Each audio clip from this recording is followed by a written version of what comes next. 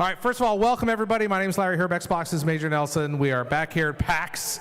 Excited to be here. I am excited to be here with my friends from Obsidian. We're going to talk about their new game, Grounded, which was revealed at XO19 just a few months ago. How many of you guys saw the trailer already?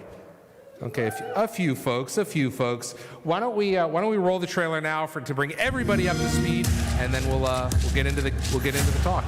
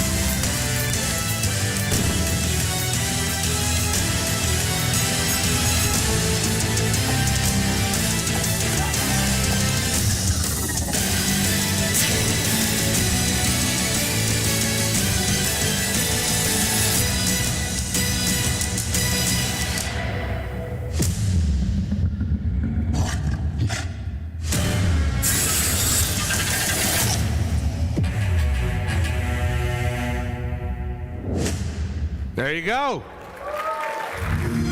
All right, let's get things started right now. I'm going to introduce Adam Brennicky, who's the game director, sitting right here. Adam, welcome. Welcome to PAX East in Boston. Thanks, everyone, for having us. It's pretty awesome to be up here on stage talking about the game. Why don't you talk us a little bit about the key feature of the game, and then we're going to introduce the rest of your team, because 25% of your team is sitting right here. Yep. So if you couldn't tell from the trailer, Grounded is a survival game, a survival adventure game. It's a pretty big departure for us at Obsidian, and it's something that we've been wanting to make for a while at the studio. I've been at Obsidian for my entire career, so I've been there for 15 years, and I've worked on pretty much every title that we've shipped.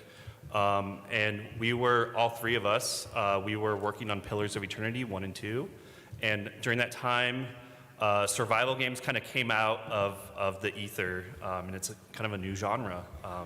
And it was something that we really loved as a team. We played a lot of them together, and it was something that after Pillars of Eternity 2 Deadfire shipped, Fergus Urquhart, who's the studio director at Obsidian, gave us the opportunity to work on a survival game. So he just said, hey Adam, pick who you want on the team and start working on something. And so that's where Grounded came to be. And just a couple other things about the game. As you can tell, you are surviving in a backyard, and you're about the size of an ant. And a couple other things that we're trying to do with Grounded is that you can play it single or multiplayer, so you can go through the game if you want to play by yourself. And it's a cooperative experience if you want to play with your friends, so it's up to 4 players online. We also want to add a story to the game. Something that we pride ourselves at Obsidian is story, and so we want to have a rich and awesome story that takes you through the yard. And then the other thing that we pride ourselves on is Grounded has a living world. So you do have a simulation, which I'll talk about later, but it's a huge world with a lot of life, insects doing their own thing, and that's something that we're trying to add to the survival game.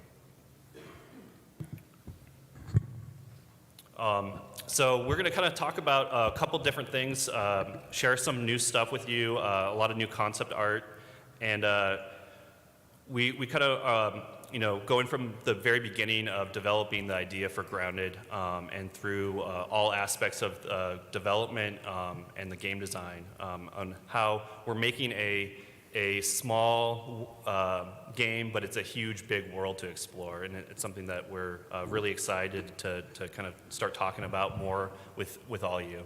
All right, we're gonna have you introduce the rest of your gang here. But just a reminder, we're gonna talk for about probably 45 minutes, and then we are going to take Q&A from the audience.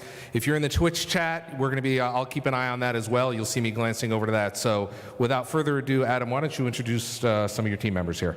Yeah.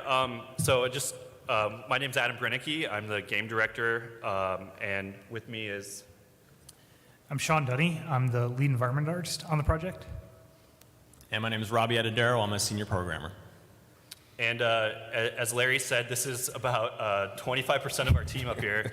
So it's something, as I said, I've been at Obsidian for a long time. This is by far the smallest project I've ever been a part of.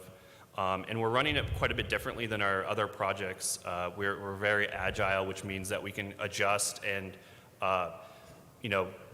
change course and develop ideas very quickly. And that's one thing that we're very excited about when we go to game preview and early access, is taking a lot of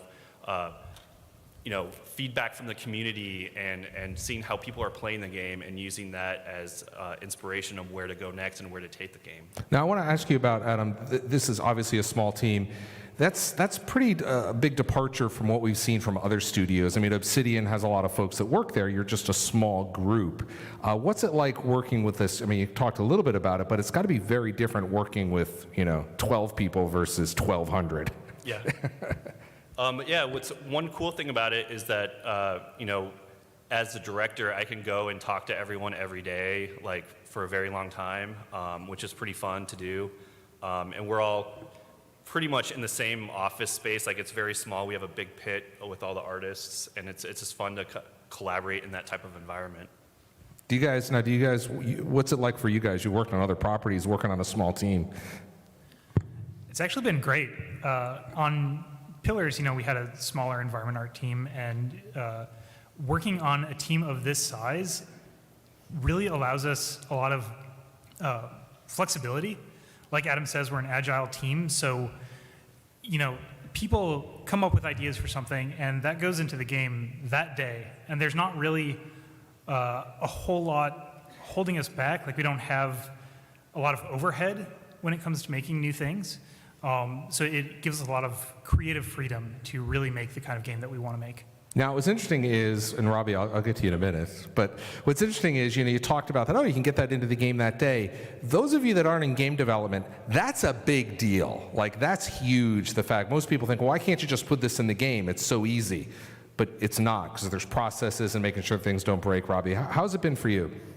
I would say the big thing for us is everyone on the team really likes, survival games. It's a game style where you have a lot of creative ideas. Like, the artists have design ideas, the programmers have design ideas, and when you're working on a big project, typically you kind of have to stay with your realm of like, I'm a programmer, I'm going to program. But with Grounded, because we are so small and we're a pretty senior team, we all get to also play as designers and come up with interesting ideas and put them in the game immediately.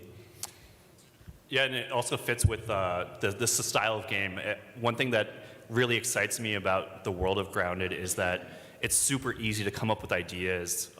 Everyone's really familiar with all the stuff in the world. Everyone knows what insects do. Everyone knows all these objects. And compared to what I'm used to working in a fantasy world or a sci-fi world, being able to use real objects and think about how they can fit in with a game is pretty fun to do as a team. And there's a lot of riffing back and forth between the team members. And we can kind of adjust and put that stuff in really, really quickly, and that's been a lot of fun. Let's jump into it, and let's show some game assets and kind of the idea of the journey of the game. So this is kind of your beginning idea of hey, you're small, but how small are you? Yeah, it's one question that we get asked a lot is how small are you? And we actually did a lot of thinking about how big is the player. So the first exercise that we did was we took a bunch of objects that we're really familiar with, and we just kind of toyed around with different scales. So, for example, a paper clip or a matchstick or a Coke can, like how does the player compare? And we put up prototypes of different scales fairly quickly, and we arrived at about 10 millimeters as a good scale for the game. So What that means is that most insects are fairly large, but not too big. So it's something that you can fight, so you can feel like you can take on the insect life. And a spider is going to be pretty big, and an ant is about, larger than a dog. So we kind of ended up with that scale because of those things. Now let's get into the artwork of the game, Sean. This is one of your areas. So I want you to share some artwork with the team here and kind of take us along the journey of creating the look of Grounded. Sure. So it was actually a very surprisingly easy process to come up with our look for the game. Initially, our art director, Kaz Aruga, made this visual target here. And we sort of analyzed it, and we looked at, real life reference and decided what do we want, what should we convey with our game, what makes things look small, essentially. And so this is what we sort of came up with, was these dust motes floating through the air and light transmission through plants and other thin objects. That really sells that scale. And then the level, this like micro noise level of detail on things. And so we went through and Kaz concepted this, and we iterated on it as a team and came to our final art style, which is more like this. What we found is when you look at things up close, they get kind of gross. I have a macro lens for my camera, and once you start taking pictures of things at that scale, they're covered in hair and You bits can't of dirt. unsee it, right? It'll really make you reconsider like everything that you interact with in your daily life. So we wanted to maybe tone that down a little bit and create a little bit more of an inviting world, something that gives you a sense of adventure. Like, I want to make a game that feels almost like an Indiana Jones movie, where you go out and you explore and you live in this like larger than life, so to speak, world. But it really makes you want to be in it and find out everything about it. Sean, I want to talk to you. You had an interesting experience because it seems easy, like, hey, we're just going to make things small and just make the world smaller. But that was actually quite a few exercises you and the team went through to come up with the art style. Tell us about some of those stories. So we spent a lot of time staring at the ground. On walks, I would always have my camera out and take pictures of the ground and the dirt and stuff. And one day there was a fire drill for our office building, and everybody's sitting around waiting to be able to go back inside. And our art team, myself and Kaz and John Lewis, our lead VFX lighting and world building artist, were standing in a circle, crouched over the ground with our phones like 2 inches away from the grass, just analyzing, well, what makes this stuff look small? Because you really want, when we first started out, we had the sense of scale that like you were a regular sized person in a world filled with giant things, and that wasn't the feel that we wanted. We wanted you to feel like you were a tiny person. So that was when we really like dug down into the look of things and added all this like additional layer of clutter and really honed in on the things that make something feel small. So it's interesting because if you look at the world, your target, and then where you ended up, obviously they're very similar. But when you get down to that scale, the world's wildly imperfect. Like all the pieces of grass aren't the same height, and they're maybe bruised and whatnot. So you had to kind of make it and then dirty it up again, right? Oh yeah, it's definitely. We want to make it look like a lived-in, real place. Obviously, we have a stylized art style, but we still want it to feel like it is part of a real world and fits there. So part of that, too, went into our characterization. We wanted the art style to be unified across the board, and so we have a stylistic approach to characters as well. This is some early concept by Mitch Lloydalt, who is our lead UI artist. And it was just sort of exploration for, character style and personality, and trying to build out this large cast of characters and then refine it down into the ones that we wanted to be part of our game, and our goal was to have 4 distinct characters that you could choose when you're playing multiplayer. Now, something to point out here is you're probably looking at this going, what's up with the tank tops and the neon colors? So you want to talk about that? Sure. Our game is set in the early 90s, and so there are a lot of stylistic choices that we made that will reflect that time period, and probably also some things that you can find around the yard that will also be evocative of that period of time. Why don't you show us what we've got the final characters up here, right? Or pretty close. Yeah, so we went through and we iterated on these characters and iterated on them and chose different pieces of the outfits that we liked and settled on these 4 for our final characters. And so this is a piece of concept art by Kaz, just detailing, this is our what our 3D modeler used to make the characters. And and those reference gets past to modeling and texturing, and this is what we end up with in the game. And you can see that we have distinct personalities for all 4 of the characters with their poses. The last 2 characters don't have their poses in yet, but we want to give a unique personality, so when you choose this character through their banter and how they interact with the world, you get a sense of their characterization and their backstory. And these are, all the characters they're differences in the personality, right? Yeah, while we don't have statistical differences, we just want you to choose whatever character is appealing to you. So there's no mechanics behind the characters.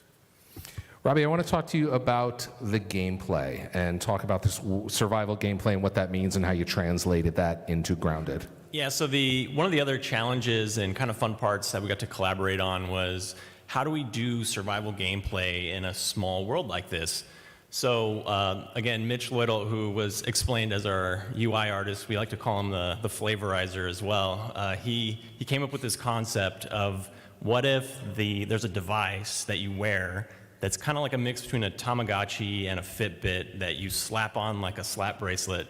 It's wild, I know, but it was pretty neat. So we called it the Scabby, which is short for the scanner bracelet. And on this device, you can see there's a thirst meter. It's tracking your hunger. The red bar on the right is your health, and the left bar, the blue bar, is your stamina.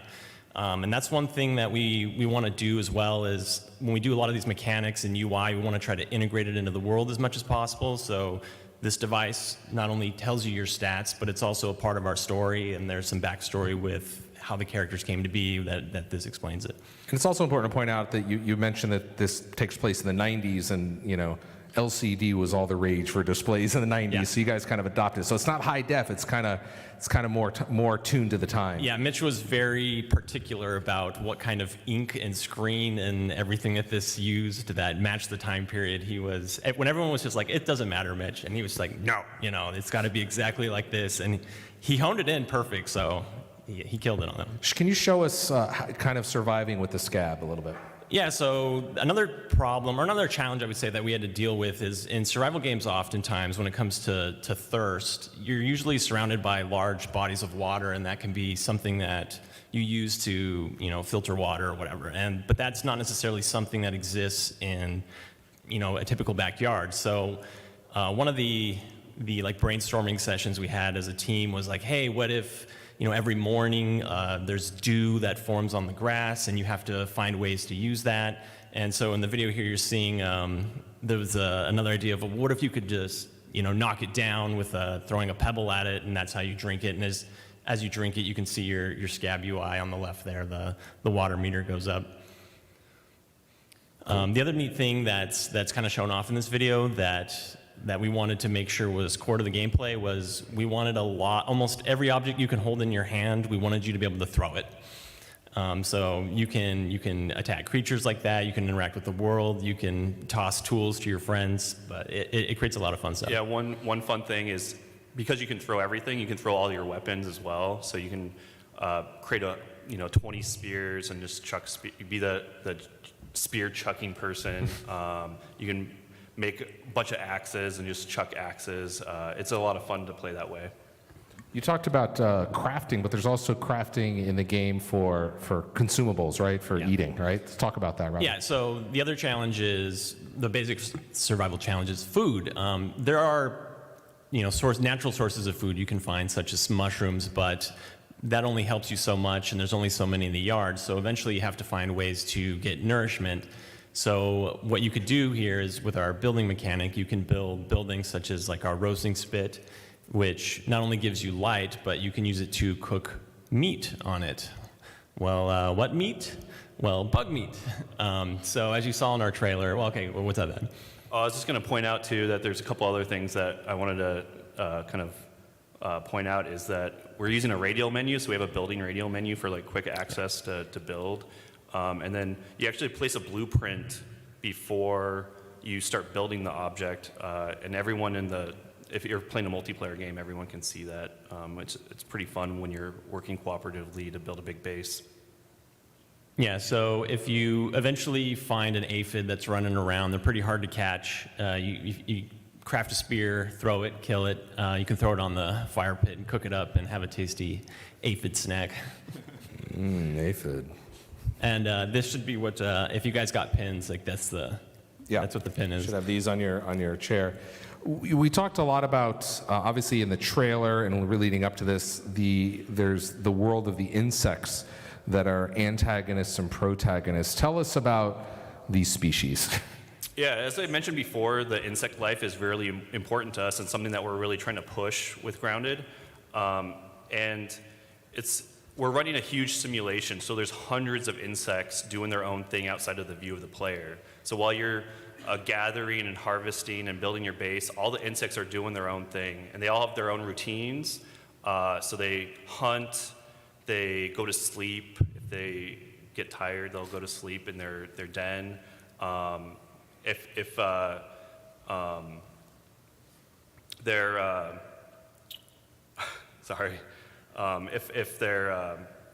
at night, different things will happen. So some insects will come out at night rather than during the day. So you might get different interactions during the night than during the day. And while you're playing, you might get different interactions depending on how you're going through the game. So you can also affect the simulation depending on how you're interacting with the insect life. So if you go in and kill an entire population of one of the insects, that might be food for one of the creatures. And so you might change the ecosystem of the world. And that's something that's really cool for us. We're going to go through a few insects here, just kind of give you an idea of what we're talking about. So first up is the ant. Ants act like what you expect an ant to act like. They want food, right? So they're looking for food. They behave like an ant colony. So individual ants will go look for food, and they communicate with each other through a pheromone system, which is pretty neat. And they're fairly harmless unless you are aggressive towards them. But these aren't the only kind of ants you have in the game. There's certainly... So we have a bunch of different ants in the game.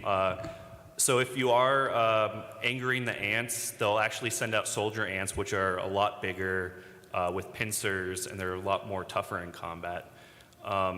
And they look for food, and they'll actually take your food. So if you're not protecting your food at home in your base, they'll actually steal it. Now there's something very subtle, well maybe not so subtle, that maybe folks picked up on or did not, but we switched into a third-person mode here. So what's that all about? Yeah, so we actually support third person. I know a lot of people like to play games in third person rather than first person.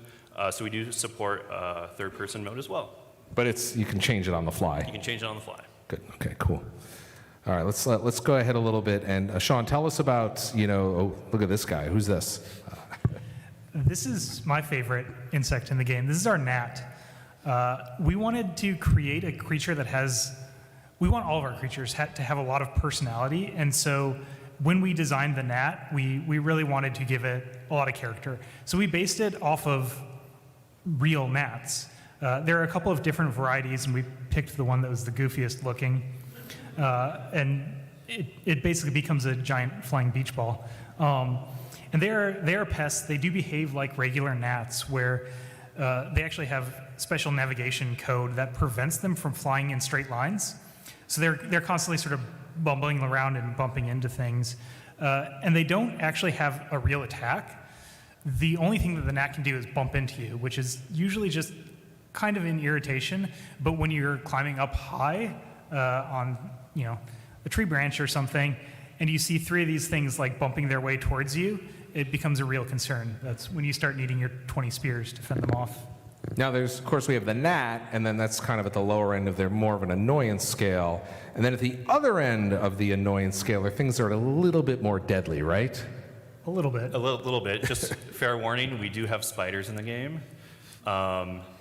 So as we showed in the trailer, spiders are scary, and then we want them to be scary. So this is an example of one of the more hostile spiders and one of the larger spiders. It's a wolf spider. Wolf spiders hunt at night, and they burrow during the day, so you can actually go into their dens during the day and see them sleeping. One thing that we are actually pretty proud of is we are working, we know that there's a lot of people that don't like spiders and have arachnophobia. I'm actually scared of spiders. How many people here do not like, I mean, everybody doesn't like spiders. Is there anybody like this freaks them out? We've got a few people. Scared of spiders. Yeah, we've got a few people. Yeah, so one thing that we are actually working with the Microsoft User Research Lab on is putting in arachnophobia mode and understanding what makes people scared of spiders, and having a mode where you can turn it on and it will change the look and feel of the spider. So some things that we're looking at is changing the, like removing the legs of the spider, because that's one. That sounds even more horrifying. A legless Sometimes it is. spider coming at you. We've gone through a bunch of iterations on this, and changing, you know, how many eyes the creature has down to like 2. That makes it less spider-like. The other thing, even audio. So just even like the clickety-clack of, you know, you can't really hear a spider, but some people just associate that. At that noise, size, you may be able to. yeah, with spiders. So like we are doing a lot of stuff to figure out like what makes that fear of spiders, and seeing if we can adjust that so everyone can enjoy the game. It's probably a good thing, but the screen really isn't doing this justice. There's your character off on the left-hand side with looks like a torch or a match, but then on the right-hand side is a very large spider. So just trust us. Robbie, what else you got? No, we're gonna, this is a very interesting story because the insects are not only friends or foes, but you can also use them in interesting ways, right? Yeah. So we've kind of shown off there's ones that can be pests, there's ones that can be hostile, there's ones that are neutral. We wanted to make sure there was a variety of life that was just sprawling through this yard so that it felt real. And we wanted to make sure some of the insects where they could actually be beneficial to you if you start to kind of understand what they're doing. So one example of this is our cute little weevil here. When, much like Adam said, like they all have routines. So what the weevil does is they like to eat mushrooms, for example. And if you're running low on food and you come across a weevil and you see he's got his snout on the ground sniffing around, you could kind of lurk behind him and he might lead you to a mushroom patch. So we wanted to make sure that not every creature was necessarily had a negative association to the player. They could use the wildlife to benefit them in certain ways. And there's a little teaser image there at the bottom too, that we do have variations on some of the creatures. Won't go into why this pustule weevil is down there with his crazy eyes, but Which I believe, according to the slide, says evil weevil. yes. The other cool thing is if you do start to attack the creatures and kill the creatures, you will be able to loot bug parts. And with every different type of bug part that you loot, you'll be able to craft new tools or new equipment. So for in this example, if you kill a weevil and take his face and make a mask with it, you can wear it and it'll actually prevent you from taking damage in one of our areas called the haze, which is like this area in the backyard that has like toxic gas. So this is how you'd be able to navigate through that area. Now, we talked a little bit earlier about crafting. Robbie, can you tell us how you can craft and build in the world proper? Yeah, so one of the other, like being in this small world, another one of the things that was kind of a fun design challenge was how do we, what in the yard do we let you craft with, and how do we make sure these things, when you craft them, help evoke the scale that you are small? So here you're seeing a couple of concepts of our tier 1 tools and weapons, and we wanted to make sure that each tool and weapon had a distinct use for it. So for example, if you find a pebble and some raw fiber and pick one of the, what we call them sprigs, they're just like little plants that are starting to sprout, you can craft a pebble hammer, and you'll use that to bash things. So if you run into acorns and you want to bash an acorn to make acorn armor, you'll need a hammer to do that. And all you can see on the right-hand side, we mentioned that you can use insect parts. Well, these are a couple of things you can use with the ant legs or ant mandibles. So we have an ant club. It's a big like bat, and a repair wrench for your base building that uses one of their mandibles as the wrench head. Lovely. Yeah. So all of us here, we've been playing survival games for a while now, and one thing that we've been pretty proud of is we play games and we come back and say, hey, we had a lot of fun with this, but what were some things that were frustrating to us that we feel like we can improve on as a team? And one area that was just some of the frustrations that can happen when you're crafting, when you have a lot of intermediate materials. So what we wanted to show off in this video is, for the spear, for example, requires woven fiber. And to craft woven fiber, you need 4 raw fiber. Normally, you'd see the spear needs woven fiber. You'd have to jump over to that one. You'd have to then craft it, then jump back to the spear. It becomes kind of a little monotonous task. So what we added here was the ability to inline craft woven fiber by just clicking and holding on the ingredient, and it'll make it right there. So you can immediately craft your spear and get back into the game. Faster crafting. We went too far. There we go. So in addition to making tools and equipment and armor, this is a dangerous world, and you will need protection to survive. And one of those ways that you can protect yourself and your items is by building a base. So, as Adam and Robbie said, we've played a lot of survival games, and sometimes base building can be a bit of an exercise in frustration, and we want to reduce that as much as possible. And then also at the same time allow you to have a lot of tools to express yourself via architecture. So we wanted to make a system that was easy to use and fun, had a lot of variety, and let you build cool things. And added to the personality of the game itself, of course. Oh, Like things that are absolutely. in-game universe. Yeah, we fun first is really an overarching rule for our project, and we really wanted to make this a fun thing to do. So, you have a number of options that you can use to build things. You can make things out of grass blades or bits of weed or sprigs or rocks, and create these sort of intricate structures. And while you start off pretty early on with just sort of 4 walls and a campsite, as you go, you can start to create some fairly impressive structures. So this is your base / house. I can see you got a workbench there. You got the fire. You have a second floor with a nice landing here. Very, very nice. And there's a lot of your resources up here. You can make it as grand as you want. Like, we want to enable you to live out whatever housing dreams you want.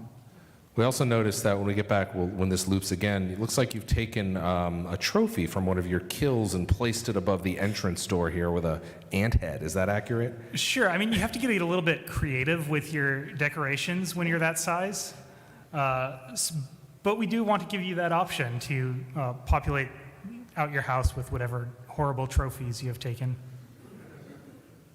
Yeah, one other thing that I want to mention is we also have a creative mode. So if you just want to build a huge base and not really worry about things attacking your base, you can do that as well.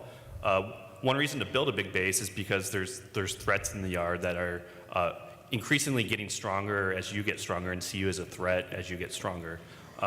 So you want to be able to defend all your cool stuff that you're making and building and stuff like that. So there's also traps and other defenses that you can build to strengthen up your base. So, because it could come a point where you've built this beautiful structure that it could come under attack from a horde of ants, or having ants in your house at this level is an entirely different problem, isn't it? Yeah, it's so funny to see, like, when your back is turned, an ant comes and steals like something off your campfire, and he runs away, and you're like, where did my meat go? And you can see him scurrying away. That's a pretty fun thing to see in action. I think it's important to point out as well that we've shared some of the game, but there's a lot more depth to the game here. I mean, certainly just with a few videos you don't get sense that. Robbie, can you talk a little bit about that? Well, one thing I wanted to note, even with this too, was all the walls here in this particular building you're seeing are made with grass blades. We have hundreds and hundreds of thousands of grass blades, weeds, dandelions, clovers. You can chop down every single one of them, or you can just create a bomb and blow them all up, and that's pretty fun to watch too. So it was one of the more interesting things we did on the technical side that we wanted to make sure you could do was almost everything you see in the yard you can interact with and change and manipulate or chop down, and it makes the world feel pretty alive. All right, Adam. I'm sorry, you had something else to add? No, I'm good. Okay. So yeah, so we're coming soon to early access in Xbox Game Preview. So we're launching on Xbox One and Windows 10, and for those that are on Game Pass, it's free. It's going to be on Game Pass. So the barrier to entry is nothing if you're on Game Pass. And one thing that we would like you to do if you're interested in the game, and clearly you are because you're here, is we have an insider's flight. So that is like a preview test that will be coming very soon. So if you're interested in participating in that, you can go on our website, and there's a link to the insiders program. And then we also will ask you if you want to play on Steam, wishlist the game on Steam.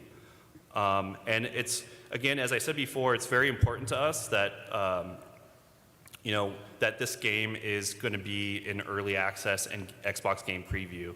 We want to get the game in people's hands and hear what they're doing and how they're enjoying the game, and we want to adjust and make the game as best as it possibly can be. This is just going to be the start of the journey for making this game. We want to make, continue the storyline, add more and more systems, and adjust the gameplay for the future. And we want to bring everyone on and hear how they're playing. What's the best way for people to follow, engage accordingly? There we go. We got a slide on that. So yeah, Twitter, Discord. We got a Discord chat up, and Facebook. Awesome stuff. We're gonna we got probably about 15 minutes left here, so we want to grab some Q&A. If you guys want to step up to the microphones there, we'll do the best we can. If you're on the Twitch chat, I see you. Drop it in the Twitch chat, and if I can, and if it's nice, I will ask it. If it's not nice, I'll ignore it. So if you got any questions, the microphone's right up here in the center area, right there. So go ahead. If you could just tell me your first name and where you're from. Hi there. Hello, my Hi. name is Lisa, and I'm from Rhode Island, which is a state, I swear. My question is, in terms of the blueprints, do you start off with so many? Do you have to find them? Do you get them as you level up? How do you go about obtaining more blueprints to build more stuff? Yeah, great question. So you get the blueprints as you progress through the game. So you start off with a limited amount of blueprints and recipes, and as you go through the game and discover new materials, you'll get more recipes. It's one thing that we are currently iterating on, and it's something that we would love people's feedback on.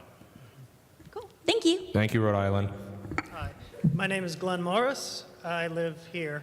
Hi, Glenn. So I have never missed an Obsidian panel at a PAX East. My question is actually about Microsoft. After the acquisition, I think a lot of people from the player side thought, sigh of relief, financial security. But here you're talking about arachnophobia research database. I'm wondering what were some of the things after the acquisition that people never thought to ask and then said, we have access to what? Yeah, so Microsoft's been a great partner. So we actually started working on this game before the acquisition. But once we got acquired, it opened up a lot of doors for us, similar to the arachnophobia mode that you mentioned. I think having access to the accessibility lab as well, and getting input on how to make the game more accessible is great. We want to make sure that the game can be played by everyone. So hearing their input and their feedback, and then also the user research lab, getting a lot of play testing, which is really important for onboarding players. Having access to that and being able to participate in that program has been great to iterate over the early game, and making sure that first 10 to 15 minutes is really strong. Thank you. Quick question from chat. Let's see, where is it? Brandon 456076. Will there be a robust weather system? So weather right now is not currently in the game. It's one thing that I personally would love to see, because I think like rain, for example, would be a really, really cool thing to have. Just because I have no idea how it's going to work. But I think that's something that is on the table for post-release once we're out in early access. And that's something that, if you have ideas for features that you think would fit well with the game or you think would be cool, bring it up, and we definitely are listening. Thank you. Hi there. Next question. What's your name? Where are you from? Hi there. My name is Mike. I'm from Orlando, Florida. Right on. I kind of had like two-ish design questions. The first one is it's a weird question, but where exactly would this take place? Is this going to be like in a child's backyard, like in like a random park, kind of like woodsy kind of thing? And like how does that inform the type of like real-world objects you'll see in the wild and could interact with? It does take place in a backyard, Okay. and we definitely wanted to have a wide variety of things that were more than just plants, because as cool as it is being small, like eventually you're going to get tired of just looking at the same green over and over again. And so we have studied the backyard with a number of unique features. I don't know that we are ready to talk about any specifics with that, but there's definitely a lot to find out there. We wanted to make it an interesting place. Yeah, and one thing that we, just in general at Obsidian, we like try to give reasons for everything that we put in the game. Yeah. And that's one thing that there's a reason for why all this stuff is in the yard. So, and you'll find that out when you play through the story. Cool. Thanks, guys. Thank you. Next question. Hi there. Hi, name's Henry. I'm from the DC area. Welcome. Thank you. So you mentioned that there were helpful bugs. Is there any ability to like farm or corral them? Like, could I start an aphid farm so that I don't have to go hunting for food? That is something that it's been on our list of things that we've wanted to explore. Everyone on the team always goes, yeah, I want to do an aphid farm, potentially want to tame the bugs, pet the bugs, make them my friend. Ant rodeo. Yeah, we've been even tossing around like, well, can we use, like, they like to steal your meat. Can we use the meat to make the ants your friends? Like that currently we haven't done that yet, but these are all the kinds of things that are just extra ideas that have been stewing in our head. We've heard a lot of feedback when we first announced at XO about stuff like that too, so we know it's definitely something that the fans are looking for, so we're going to be putting it into our roadmap. Cool. Thank you. From the Twitch chat, IG_ asks, does the grass/plant regrow? Yeah, so that's one awesome thing about this game is that things can regrow and it feels okay. So grass will regrow over time and mushrooms will spawn back. And there's other things that will change over time as you play the game. All right, next question. Hi there. Hey, I'm Matt from near the DC area as well. Hello. And I was just wondering we got to see a lot of gameplay, but I was wondering if you could speak to what the sound's going to be like. What kind of, do you want to have music? Or am I going to be walking around? Is it going to be a Minecraft feel, Dark Souls? Like the rain thing is a really cool thing that we were talking about with the weather. How do you plan on incorporating sound into your small world? So Justin Bell, who's our audio director, and he's worked on pretty much a lot of our titles, Pillars 1 and 2, and Outer Worlds. He's currently composing music for the game, so we do have a music soundtrack. It's more ambient, in just because since we are building an open world game, and you're going to be spending a lot of time in this environment. We do want to take inspiration from the time period as well, so there's a little bit of late 80s, early 90s flair to the music. In terms of audio design, we are, we want to make, you can't really understand what a creature is going to sound like, so we want to take some liberties in the creative decision making on audio design, and we want to make sure that they feel appropriate for what you think they should sound like, if that makes sense. Thanks. Thank you. Thank you. All right, next question. Hi guys, I'm Aiden from Boston. You guys keep talking about the story. Does that mean there's an end game? Yeah, so we're actually not saying a whole lot about the story. There is a story, right? And yeah, eventually the game will end. When we launch in-game preview and early access, we will have some story, but it won't be, it won't be complete at that time. And we want to develop the storyline as we work on the game through the game preview early access process. So there will be an ending that you can complete the game, but there's a lot of stuff that we're not, showing and talking about intentionally about the story, just because we want it to be a surprise for players. All right, sweet, thank you. All right, from the Twitch chat, hello Twitch again. What can we expect for the in-game community interaction?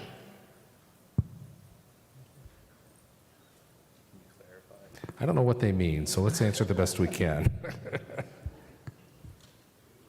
I guess for some, you can communicate with each other through a chat wheel, similar to other games. So we do have a chat wheel. We have emotes that you can, give a thumbs up to your friend. So there are ways of communicating without having to type in or do voice over IP. All right, next question. Hi there. Hi there, I'm Logan from the Cape. My question is about crossplay. Is there any initiative to have there be crossplay between the different platforms? Yeah. Yeah, so we are, our intention is to have crossplay day one on the game, so. Thank you. Next question. Hi, my name's Solomon. I'm from Framingham, Massachusetts, and I was wondering how did you go about optimizing the game when there's so many insect interactions going on in the background? I'll take this one. This was a pretty challenging problem for us. So we had a bunch of creatures in the yard, and as we started to add more and more, we had that problem where, all right, the game's starting to slow down once we add 100 more characters or insects. So we had to devise a system that we wanted the entire yard to be simulated. We wanted the entire yard to be doing something so that even when you're on this corner of the yard, that anthill over here is still completely operating. So we devised a system where when they get far enough out of the player's range, we turn off a lot of the stuff that is heavy for the characters, so a lot of the animations, the models. They're running a lot of their similar AI. Brian McIntosh kind of helped design a lot of that too, where there's a pretty neat debug mode that you can't see in here, but you can fly way above the yard and turn on debug, and you can just see like these little polygons of everything just moving around and picking up stuff and saying, I want to go to sleep, or I'm going to go steal this piece of food. It's quite impressive and pretty neat to look at. Cool, thank you. New meaning to debug mode, right? Yes. Interesting. Next question. What kind of interaction will there be with other parts of the ecosystem of the backyard? Like birds eat insects, would there be any expectation of seeing them possibly? Yeah, right now it's mainly like insect on insect ecosystem. So if spiders will hunt, and if you start killing all what they usually hunt, then they'll have to go somewhere else. So that's kind of what we're looking at for launch. We want to be able to expand on that as much as possible. We got all the framework done, and we're looking at ways of expanding that for the future. Thank you. We had a question from the Twitch chat about weapon durability. Is that something you guys are working on? Yeah, so we do have weapon durability. I mean, it's the durability is pretty, I guess, you won't really notice it. It's not like a super fast durability, or in terms of, the strength of the weapon will eventually degrade over time and then break, and then you have to repair it. And same thing with armor. And this also is why you'd want to craft some of the tier 2 items. Like the ant club will have much more durability than a sprig with fiber and a rock, for example. Hello there. What's your question? Hey, Brian from New Jersey. So about that arachnophobia mode where you can kind of tone it down to help people who are scared of spiders, is that more server side where everyone who's playing together now has to see it that way? Or if I'm playing with someone who wants to have that turned on, but I want to see the game at its basic with everything turned off, can I do that as well? Yeah, it's client side, so you can do it on a per person basis. And it is surface mode or surface level, so it doesn't affect the way the spider plays. We still want the spider to be a challenging monster in the game, even if you are playing on arachnophobia mode. And we really want to evoke like the sense of danger that comes with fighting a giant monster just without triggering somebody's phobia. We got a question from the chat. I don't even think this is possible, but they said, what will happen to the ecosystem if they wipe out all the spiders? Yeah, who knows? Everything will go, all the insects will just go crazy if there's no spiders in the world. I have no idea. The neighbors have spiders too. They'll come. It's always the neighbors. We have a question here. Hi there. What's your name? Hey, my name's David, and my question is, you said there's going to be a story, you said there's exploration and progress. Would anything be story locked? Would you basically be able to do anything or go anywhere with enough exploration and preparation? Yeah, that's a great question. So the way that we're looking at the world design is we're taking some inspiration from like Metroidvania games. So you'll have to be able to craft certain things in the world to be able to progress into different areas. One of the examples I think Sean's going to talk about, because I'm pretty sure I know what he's going to say. Maybe.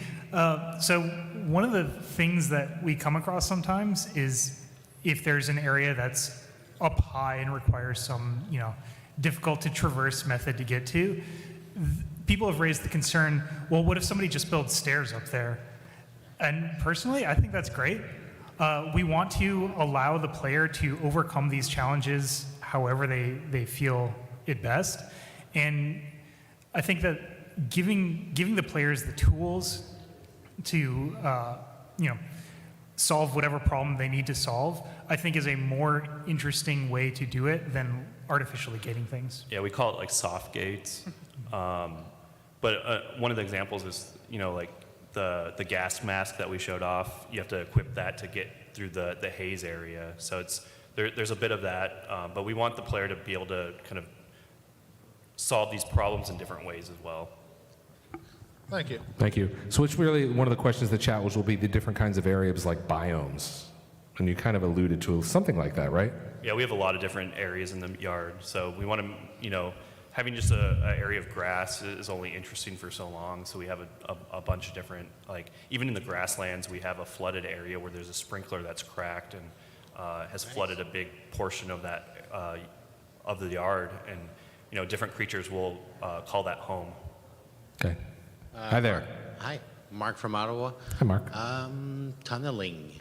There seems to be a lot of tunnels. Any tunneling that can be made up by the players, or like digging or like terraforming?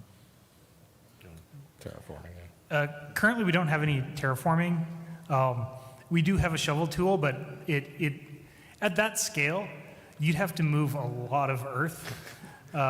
So we don't have any terraforming yet, but like Adam and Robbie said, this is still early in the process, and we will take any ideas from the community. Thank you. How high can you build? Yeah. Right now we do have some limitations on how high you can build, and it's dictated by like how strong of materials that you're using to build. So depending on the materials that you use for your walls, you can build higher structures. Couple more questions, then we're going to wrap it up. Hi, what's your name? Name's Steven. I'm from Rhode Island. I imagine the world, knowing you guys, is pretty good size. Is there going to be other ways to traverse the world other than walking? Like maybe like we can craft stuff that can make us move faster? Yeah, we do have a couple ways of moving faster throughout the world. There are items that you can craft to do that, and eventually, it's not right now, but something that I would love to have in the game is riding insects. I know that makes the team sad because they have to do it, but I'm like, I want that. So something that we might have in the future for quick traversal. All right, two more questions. I've got to wrap it up. Go ahead. What's your name? Jacob from Boston. And so in co-op games, sometimes when you take on enemies, you can just surround the enemy with your team and just hack them to death, and it takes away that sense of accomplishment. Do you guys have plans to scale the difficulty and rewards based upon how many players are in your game? Yeah, that's a great question because we just fix that problem like this week. Sweet. So we do have scaling for multiplayer. And the way that we're handling that is depending on, we have like I guess you could call it like an aura around insects. And depending on how many players are in that aura, the insect stats will be increased. So it's more of a challenge. And that is on an insect per insect basis. So some insects, like we really want it, like 3-hit combo will kill that insect. So we don't want scaling on some of the smaller insects in the world. So we are adjusting that and seeing how it feels. But we are working on that pretty much right now back in Irvine. Yeah, the reason we didn't want to do like a global scaling across the board, like, oh, there's 3 players, so everything is like this, is a lot of times in survival games, players will break up, and we didn't necessarily want them to be punished because one player's over here by himself, and he's fighting, scaled creatures because there's 3 other people in the game. Yeah. Excellent. Thank you. All right, last question, and then we'll wrap it up. Hi there. Hello, I'm Nick from Boston. I was curious about for the online co-op.